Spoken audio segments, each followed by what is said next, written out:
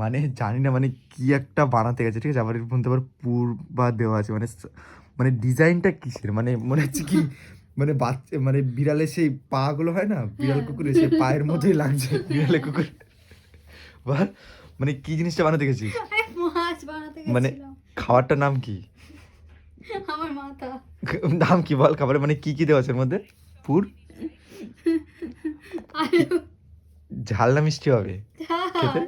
মানে ঝাল ঝাল একটু, হ্যাঁ।